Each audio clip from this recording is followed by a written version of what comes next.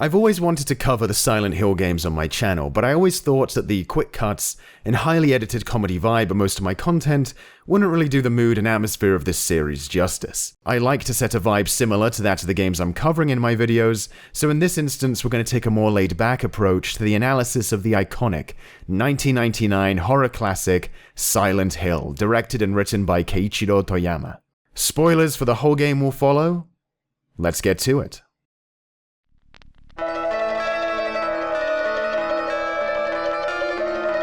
Before we reach the title screen, there's a short opening music video that establishes the tone of the game amazingly well, with a combination of menacing folksy strings at the start and chill rocking guitars later on, setting an eerie yet adventurous vibe for the game to follow.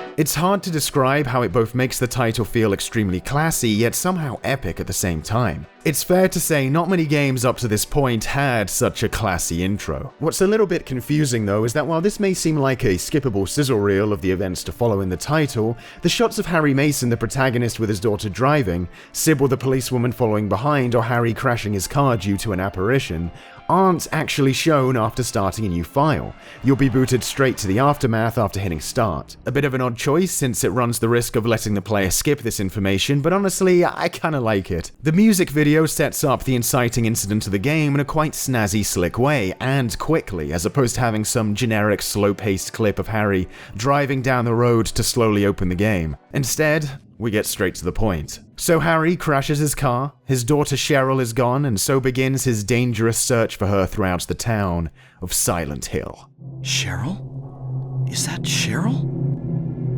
I think it would be remiss of me not to bring up first and foremost the elements of Silent Hill that are clearly derived from the earlier horror pioneer, Resident Evil. Resident Evil was a clear attempt to gamify a horror story, translating the trials and worries of someone in a horrific survival situation into various mechanics. Silent Hill takes those gamified elements but simplifies them down pretty much as it can. You still navigate a series of maze-like environments with spooky enemies lurking about, but everything else is shaved of its edges. You find collectibles like weapons, ammo, healing items, and objects for puzzles, but unlike Resi, you have unlimited inventory space. The healing items you collect as a result all come fully formed. There's no combining items to create new better types or to save space in your pockets. You need to collect maps of areas, but in Silent Hill, Harry will fill in notes about pretty much everything he encounters, so you never have to remember all that much yourself. You need to find special locations to save, but they don't require limited items to use like in Resi. You can save as many times as you like. As far as lifting restrictions go, Harry is also way more mobile than a Resi character. He can move while shooting, strafe from side to side, hop backwards, and even quick turn 180 degrees,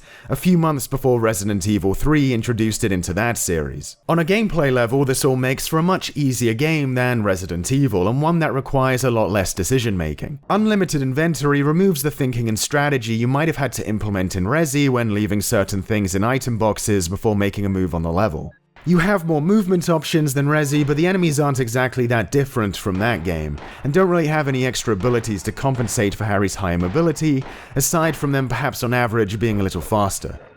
So it's not that hard to deal with most of them compared to how you might have to strategically position yourself in Resi. I know when I play Silent Hill, I usually just dart off to my next destination without thinking or considering the approach that much. When I'm looking to play a horror game to enjoy the gameplay rhythms, usually I'll stick in a Resident Evil, but Silent Hill is the one I prefer when I want to take a more laid-back approach and soak up the atmosphere and story of an interesting world. And the developers trying to facilitate a more narrative-focused experience is probably why the Resi formula was used, but simplified to such a degree. Levels in Silent Hill can also get a lot more abstract and the puzzles more complicated than Resident Evil, so it also stands to reason that deciphering Silent Hill amidst a barrage of other worries like inventory space and limited save files could probably make the experience considerably frustrating. The one thing Silent Hill doesn't take at all from Resident Evil though is the fixed pre-rendered backgrounds, instead choosing to render its world with real-time 3D graphics, allowing the camera to move around however it pleases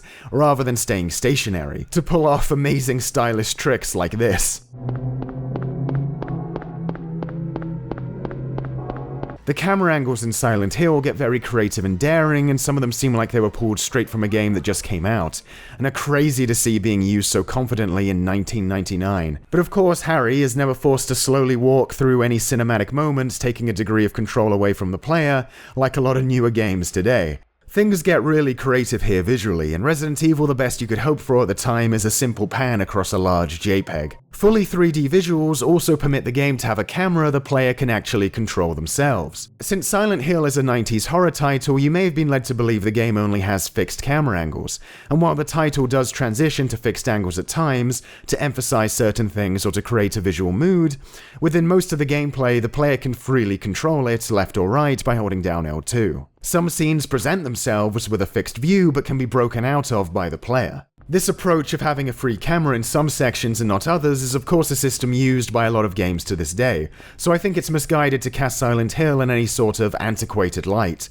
Even now it feels incredibly ahead of its time. After emerging from the wreckage, Harry tries tracking down his daughter only to get quickly overwhelmed by monsters and then waking up in a diner where he meets Sybil Bennett, who is confused as to why the town is deserted and why all this freaky stuff is going down. Not that the game does this that much after this, but I like the touch of an enemy crashing through the window here in what appears to be a safe room. If you've played Resident Evil at the time, you've probably grown to associate a save point with a safe area, so even though the game doesn't subvert this trope much again, I was an edge in all the save rooms for the rest of the title, even in areas no enemies actually enter. Harry decides to head back to the alleyway he got demolished in from the start of the game, and this is where we get to start roaming Silent Hill.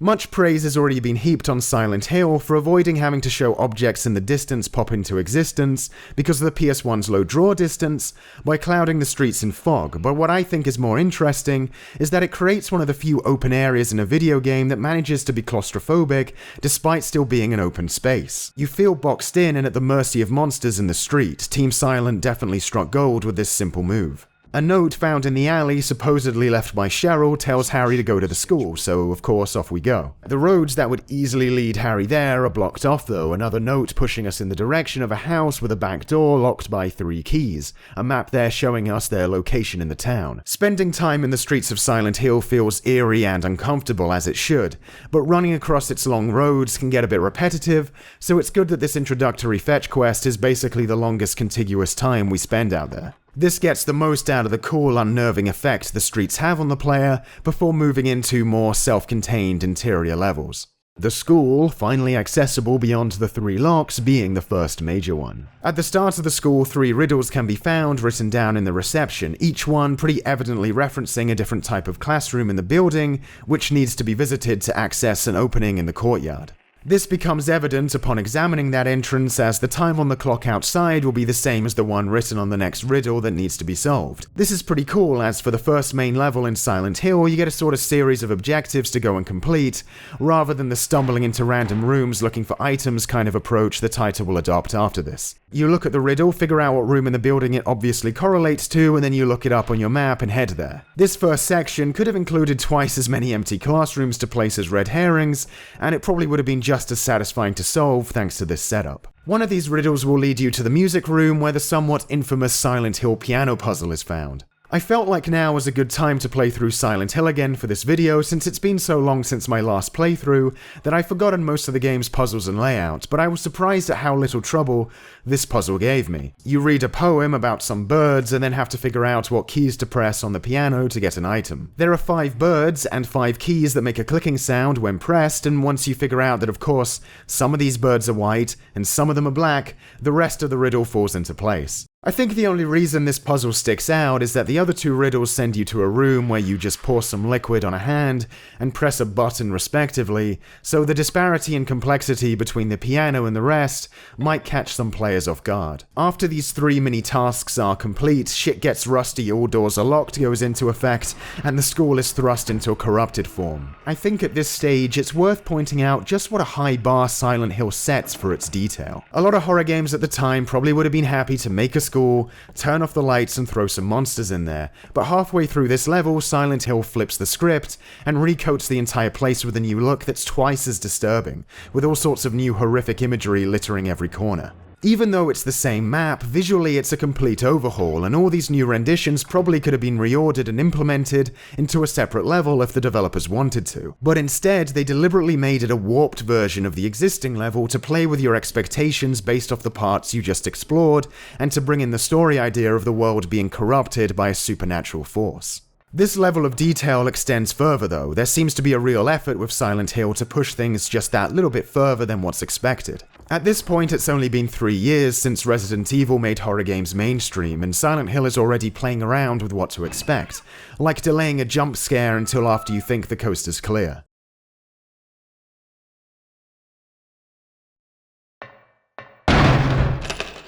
Harry, the playable character even, is also littered with extra detail. It's just taking it that extra step. When running and colliding with a wall, he'll put his hands up in front of himself before hitting it. When sprinting into a door and pressing enter to go in, this can almost give the impression Harry is running into the door and pushing it open. After jogging for a while, he can be seen panting, and there's even a dedicated animation for him falling a couple feet by accident. In a relatively short game like Silent Hill, this stuff adds up and makes the title feel dense with content, and of course we're drawn into Harry and his plight a lot more with these subtle touches. Overall, he's a really endearing protagonist. You could totally see a dedicated father like him facing down the Hellspawn forces to find his child. Once Harry collects an assortment of items and keys in each room and finds a roundabout way down into the boiler room, we get a quick boss. In terms of potential design opportunities, I'd say boss battles in horror games fare a lot better when precise manual aiming is an option, something we don't get to see made use of here. There weren't that many boss encounters in games like Silent Hill and Resident Evil, and that's because while limited combat options work when trying to navigate an environment with weaker enemies littering the halls, they don't work as well in one continuous battle against a tough foe. While it can test the player's quick reflexes in boss fights to aim at weak points with more precise lock-on, or the option for accurate manual aiming with fast movement and quick tool switching on the fly, in say, Ocarina of Time for example, and thus those mechanics throughout the game can be expanded upon, there's not many ways you can make these fights more complex the way Silent Hill handles things than just getting a bigger boss in the room next time with more health and deadlier attacks. When you confront a regular enemy in the world in a title like Resident Evil or Silent Hill, you already kinda probably know if you're gonna win or lose. You know if you've got enough ammo and health to do it. The game's challenge is the initial decision of whether or not to engage at all, and how those decisions add up over time as you explore a level. What shape is your character going to be in based on past choices when he hurdles into some foes later on that perhaps he can't circumvent? As a result though, even simplistic bosses are important here. One reason the decision to engage with regular enemies or not needs to be considered is because you might want those resources you could use to fight that enemy for later to dump them into a big boss enemy. So while engaging with the boss as an isolated fight may not be that compelling on its own, taken as part of the survival horror experience as a whole, it's an important cog in the game's grand design. Once the first boss is defeated, the school returns to normal and the sound of a bell beckons Harry to a nearby church, where he meets Dahlia, a weird spiritual woman who offers Harry some items he needs to progress and directs him towards the hospital. At this stage, I can only assume that somehow Dahlia became aware of our exploits in decorrupting the school, and impressed, summoned us here to do some more ghost busting, which I guess is a fair enough way to get us to our next level. At the start of the hospital, we meet Dr. Kaufman, who seems to be just trying to survive whatever is going on like us. After getting a generator back online and trying and failing to enter the higher floors, a mysterious fourth floor appears on the lift, and we're taken to the corrupted form of the hospital. I like how Silent Hill works on far more supernatural rules than, say, a Resident Evil. It makes for profoundly eerie moments like this one. The hospital level is a nice bit of chunky exploration and puzzle solving. It's hard to get lost completely as long as you're exploring each room, interacting with everything there, and then going to the next one. The path forward this time is blocked by the need to find 4 special blocks, which makes for a clear enough objective to keep track of. It's always satisfying seeing all these pieces come together as you slowly clear out the hell-like location you're in, and have everything fall into place little by little. If there's one thing that Silent Hill goes perhaps too far on, it's the amount of enemies present. If the game isn't going to provide the depth and strategy of, say, item management, like Resident Evil does, and you have the ease of always having all possible ammo and health items you've collected on you at all times, then having so many of the same enemies litter the hallways can become more tedious than exciting and challenging at some point. Especially in the school, once you've got over the shock and are doing the last few rounds for the last few collectibles, I started becoming a little numb to the same creatures lunging at me by the end. Perhaps it would have been worth holding back a bit in this regard with less enemies and less resources to match. To counter that little critique, it's probably a good time to pay my respects to the absolutely amazing atmosphere afforded to the game by Akira Yamaoka's industrial soundtrack. The feeling of being stuck in these rusty, dark corridors with Yamaoka's washing machines going nuts in the background is just absolutely crushing. And when the game transitions into more mellow tracks, there's a great juxtaposition between the harshness of the enemy encounters and the emotional nature of the story. The way the game can go from calm to intense makes for an exciting ride filled with peaks and valleys that can catch you off guard. Just as you're used to some quiet time, the game can hit you with startling and oppressive agitation before it catches you off guard again with a more subdued moment. It's great.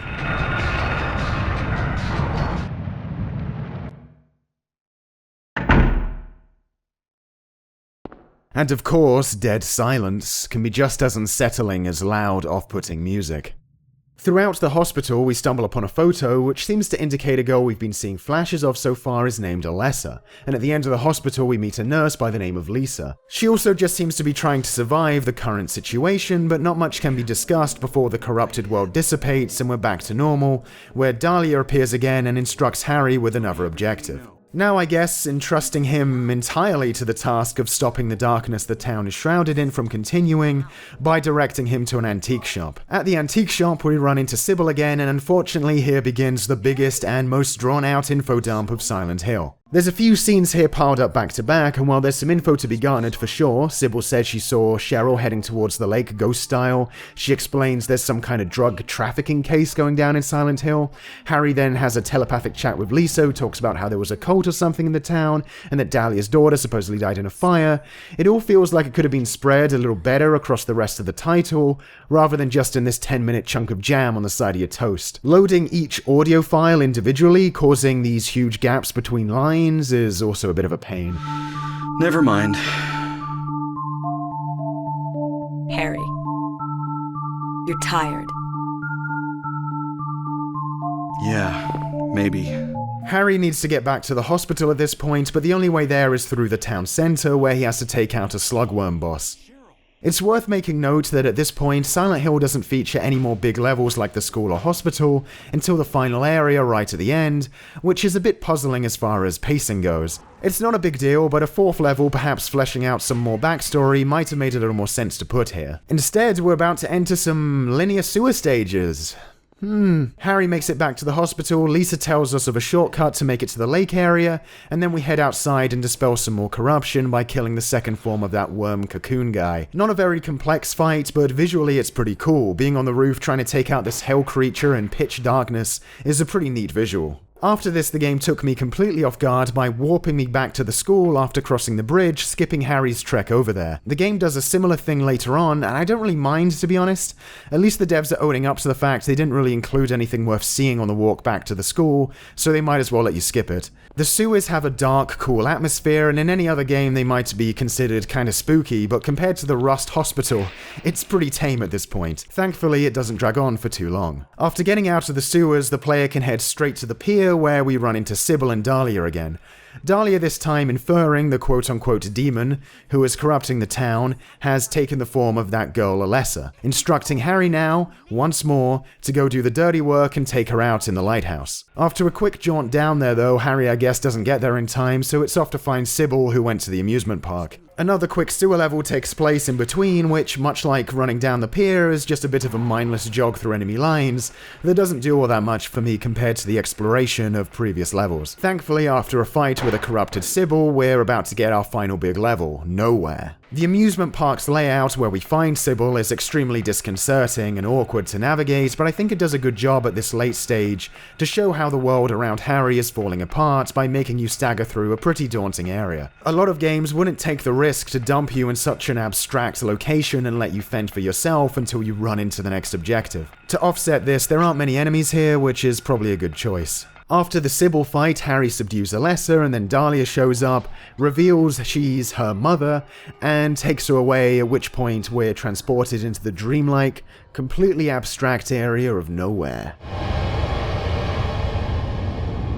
Nowhere is a completely nonsensical set of rooms that overlap and don't add up to a definable structure. A door on the second floor opens to one on the first, so as a result, there's no map. The map function in Silent Hill can feel like a bit of a safety blanket at times because it pauses the game, and the player can get it out at any second to orientate themselves with zero hassle. So having the final area take that away and force them to remember and pass out the environment in their head is a good final challenge to round things off with. Nowhere recycles a few past rooms, but the idea of a level that seems to be feeding into Alessa's memories to create the world is handy, so we get to see places we wouldn't be able to, like her now destroyed bedroom and house. Lisa shows up in Nowhere, and she turns out to actually be a corrupted monster this whole time. I never found myself that attached to Lisa, but seeing her beg Harry for help as she starts bleeding uncontrollably is quite a haunting sequence, and is directed leagues better than a lot of other games would have done at the time.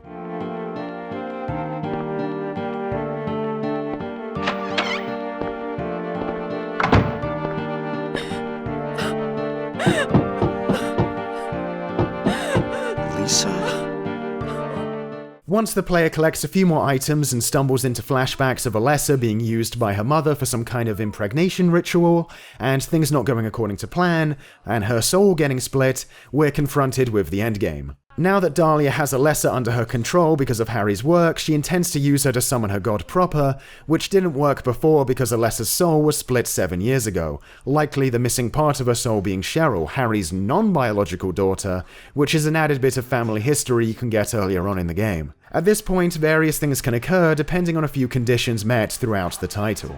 After exiting the first sewer, but before meeting Sybil at the pier, Harry can complete an additional side quest in which you bum around the resort area of Silent Hill for a bit. If you enter a certain bar, you can save Kaufman from an attack, follow some of the clues he leaves behind, stumbling over a bit more of that drug subplot as you go, and then eventually find red liquid in a bottle that Kaufman shows up and nabs off you. You shouldn't be hanging around here goofing off. If you did that part, Kaufman will appear at the end here, dousing Alessa in that liquid, exorcising the demon in her. If you don't take this step, Harry will have to kill Alessa for the final boss instead. Fighting the demon independent from her though means that she gives him a baby, which I infer as her being able to reincarnate into someone new, so that with Harry she can hopefully go on to live a more normal and happy life, away from the cult who did such horrible things to her. It's bittersweet, but I think it works out nicely. It subverts Harry getting exactly what he wanted, like saving Cheryl, and we can't undo the horrible things that happened to Alessa, but perhaps the slate can be wiped clean so at least one young lady gets to live a normal life. The player also has the chance to save Sybil and not kill her in her boss fight by using the same liquid Kaufman throws on Alessa, a small sample of which can be found early on in the hospital. Figuring out how to achieve the best ending here might seem a little obtuse, but after you beat Silent Hill you'll get told what ending you got, so it's fair to assume to get a better ending, you should inspect the world a little better, which would probably lead an inquisitive type to stumble upon Kaufman's side quests the next go around. It's also not out of the question that once seeing Kaufman exorcise a demon out of Alessa, that the player could do the same with Sybil in another playthrough. How Harry in the context of the game would know how to do this before seeing Kaufman do that though is beyond me. Perhaps there's a memo somewhere I missed. Sybil surviving doesn't affect the story a whole lot, so it being a kind of obscure secret is fine by me.